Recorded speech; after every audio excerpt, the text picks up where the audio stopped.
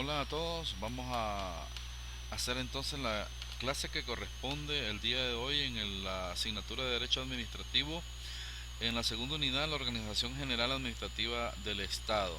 Hemos desarrollado nosotros en esta unidad lo que corresponde a la temática la administración pública en Nicaragua, el régimen jurídico de la administración pública, los órganos administrativos, los elementos del órgano administrativo, la naturaleza del órgano administrativo, la competencia administrativa en la cual hemos visto los criterios para determinar la competencia, las clases de competencia, técnicas de alteración del ejercicio, eh, la delegación de competencia, avocación de competencia, subrogación, los principios que rigen el funcionamiento y la organización del Estado, la personalidad jurídica del Estado, los principios de organización administrativa y los principios de organización del Estado. Vamos a tratar de brevemente abordar todos estos temas. Nos proponemos que todos nosotros como aprendientes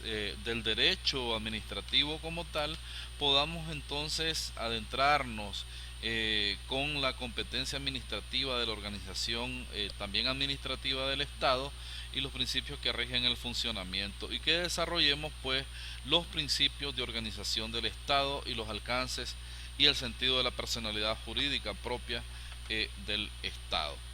Eh, entonces, en cuanto a la administración pública en Nicaragua, de acuerdo a lo que menciona Luis Cosculueya, menciona que la organización administrativa supone básicamente una ordenación de medios orgánicos, personales, reales y financieros para el más eficaz cumplimiento de las funciones que estaba encomendada a una entidad, en este caso administrativa.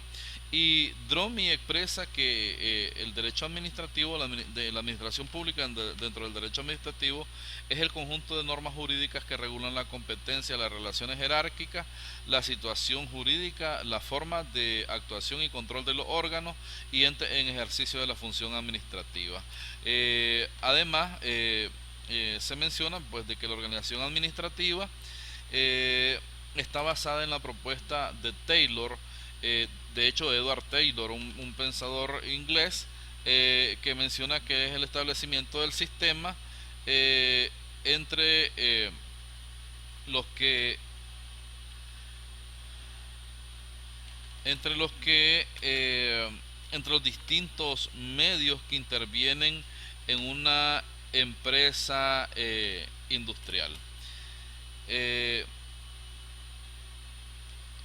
la administración pública eh, tiene algunos principios que nosotros debemos de mencionar. En ellos está la división del trabajo y la especialización, la unidad de mando y la centralización de la toma de decisiones, la autoridad, el mando fluye en un solo sentido de arriba hacia abajo. El ámbito de control de cada unidad de mando debe ser limitado contando con un número reducido de subordinados. Fayol, que es otro referente para este tema de derecho administrativo, hace hincapié en la función administrativa. Sin embargo, el modelo adoptado para organizar la administración pública ve un gran desarrollo, en este caso con la propuesta que hace Napoleón Bonaparte. Estuvimos viendo nosotros eso, quien siguió una especie de organización militar para ordenar los diversos órganos que integraban la administración pública. Este modelo de organización de la administración pública se basa en algunos principios que tenemos que mencionar, como decíamos, la división del trabajo, con asignación precisa de una esfera de competencias o funciones concretas para cada unidad orgánica, la estructura jerarquizada de la organización con una línea de mando estructurada en diferentes niveles y bien establecida, la uniformidad de las reglas de comportamiento de todas las unidades organizativas y la profesionalidad del personal seleccionado sobre la base de su competencia técnica y dotado de seguridad y estabilidad en su empleo en relación a los funcionarios públicos. Y además comienzan a convivir varios modelos de organización administrativa, uno centralizado y otro descentralizado.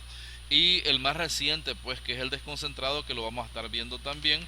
La organización de la administración pública entonces se realiza por medio de normas jurídicas que incluso permiten que cada órgano administrativo se autoorganice y conviva respecto a un poder centralizado, con mayor o menor flexibilidad y dependencia. Sabemos nosotros que hoy este órgano administrativo público el modelo es centralizado y todas las decisiones pues se toman en base a las consultas que se realizan al presidente o la persona que está directamente pues en esa parte de lo que es el modelo como tal. En Nicaragua la administración pública está reglamentada en el artículo 2, inciso segundo de la ley 350, que es la que se conoce como ley reguladora de la jurisdicción contencioso administrativa, y que señala que es la que ejerce el Estado por medio de los órganos de administración del Poder Ejecutivo de acuerdo con sus propias normativas. La administración de las regiones autónomas de la costa Caribe o de la costa atlántica y las municipalidades, las instituciones gubernamentales autónomas, descentralizadas y desconcentradas, las instituciones de creación institucional y todas aquellas de acuerdo a las normas reguladoras, a sus actividades, a sus funciones y las actividades de los poderes legislativo, judicial y electoral. Eh, el régimen jurídico de la administración pública debemos mencionar principalmente la Constitución Política, luego está la Ley 290, que es la de organización, competencia y procedimiento del Poder Ejecutivo, está la Ley 40261, que es la Ley de Municipios, los decretos 34-2000 y una otra serie de decretos de reforma al decreto 5297, que es la reforma a la ley de municipios, la ley 260, que es la ley orgánica del Poder Judicial. También está la ley 350, que es la de regulación de la jurisdicción de los contenciosos administrativos. Hay una ley de acceso a la información pública, que es la 621, la ley 698, ley de los registros públicos, la de promoción de competencia, y hay otras dos leyes orgánicas importantes que debemos nosotros dejarlas dentro del régimen legal pues que tiene el Estado, y hay una serie de leyes. Cada institución tiene su ley orgánica que es para la ejecución de sus actividades en el caso de las instituciones del Estado. Los órganos administrativos se configuran entonces jurídicamente con sus normas reguladoras, con un conjunto ideal de competencias, que de hecho son asignadas por ley.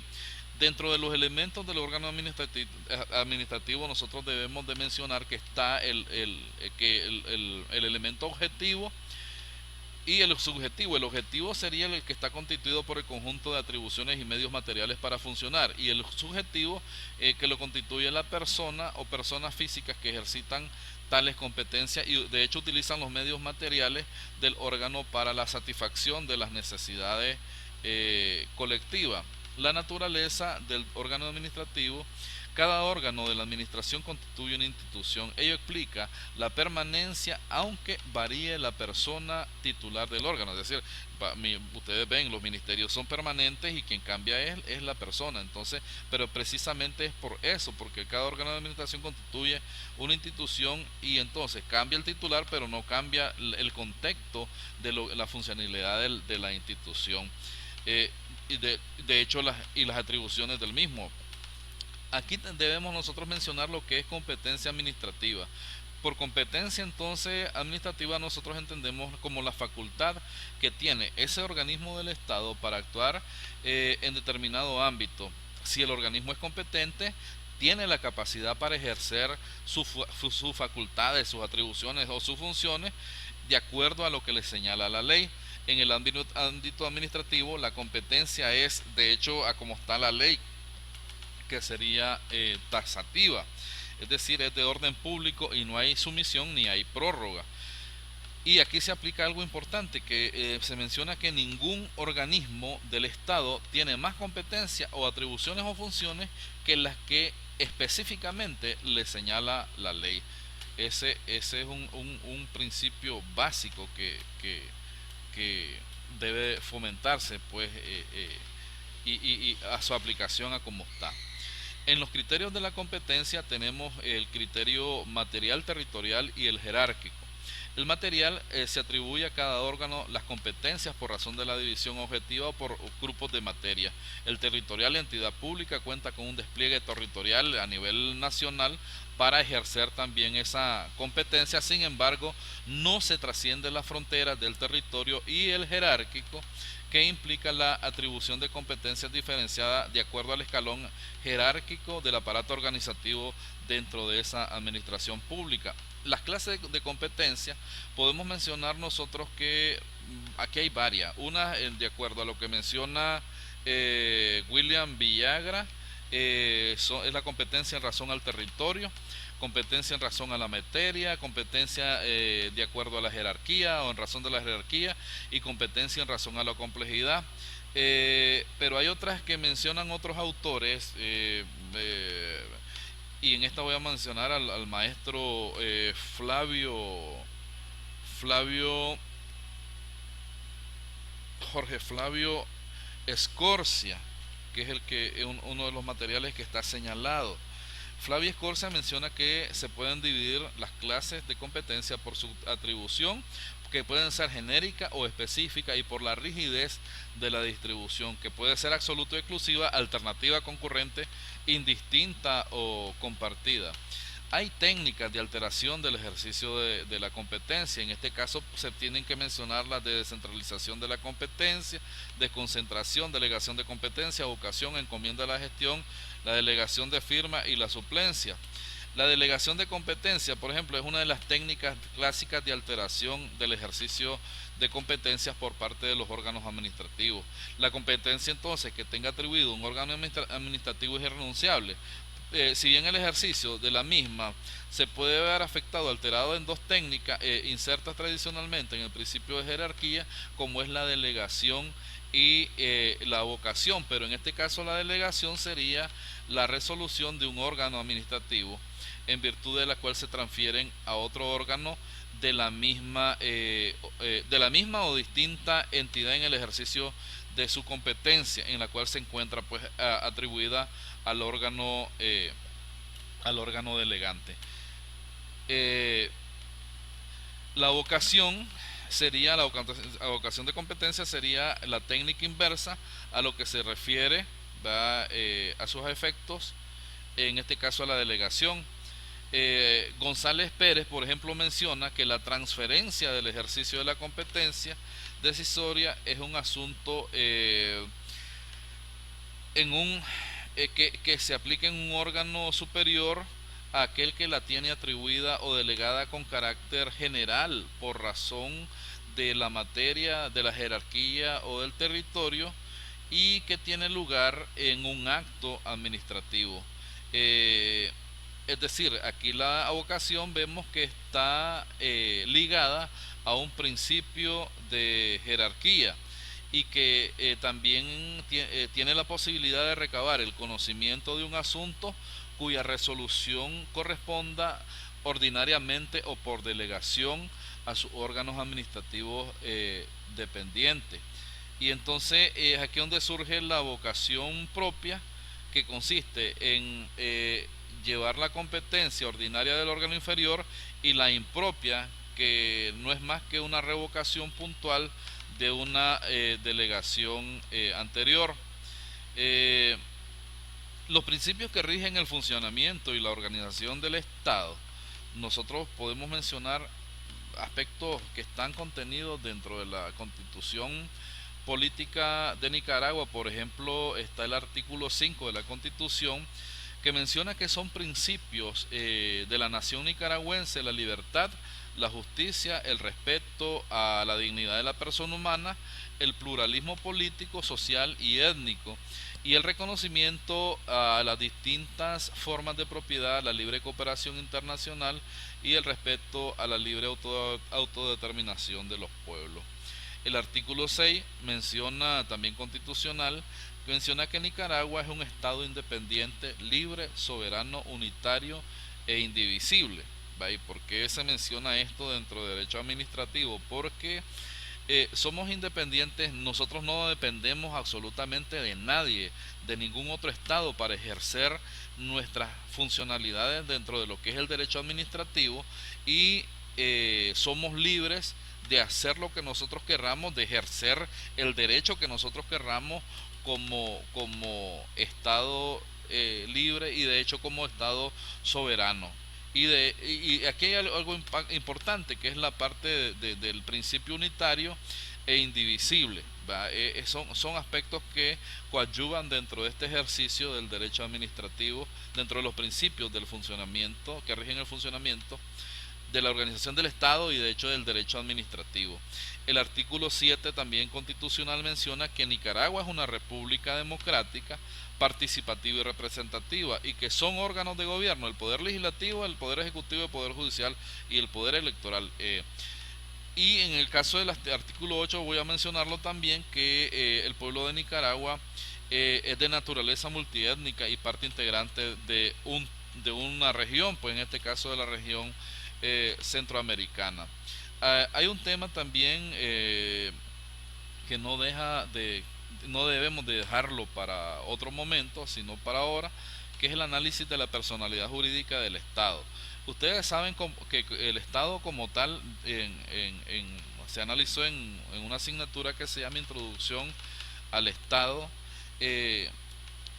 Existe lo que es la superestructura del Estado. El Estado, para que pueda funcionar, necesita una superestructura o una estructura orgánica. Entonces, dentro de esta estructura orgánica, el Estado como tal necesita una personalidad jurídica que en este caso lo hace directamente que se relacione o que forme parte de lo que es el derecho público, con una sola personalidad regulada en este caso en su estructura como tal por la constitución política, pero también es regulada por las leyes administrativas secundarias, pero también por lo que son las leyes orgánicas.